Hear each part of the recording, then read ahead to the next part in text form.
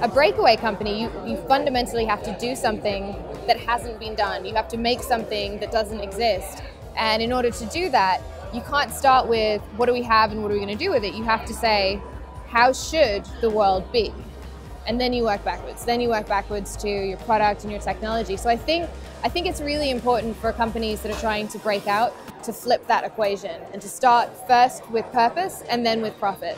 Because when you're clear about what you want to do, it becomes immediately apparent that that the best way to achieve the change that you want in the world is to build a massively profitable company that allows you to do that.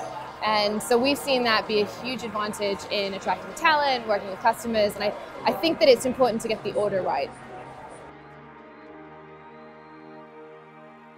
I think it's about the team. It always comes down to the team that you create. I mean, a company is really just a collection of people working towards a common goal and having a shared mission.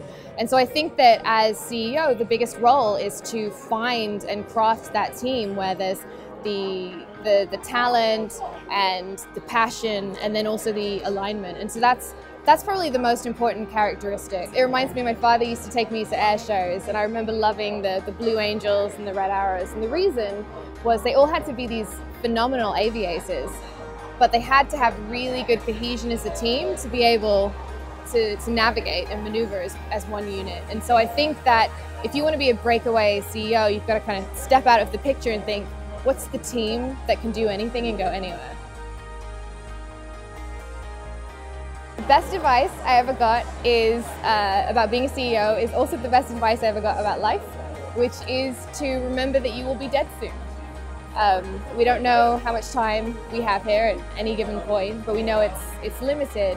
And so I think that when you're really crystallized around the idea that whatever you need to do it now, that's so powerful. And all of a sudden, if you remember you're dead soon, it's the time to do your most significant work is now. The time to take on the hardest challenge is now. The time to be who you were meant to be and do what you're meant to do is now.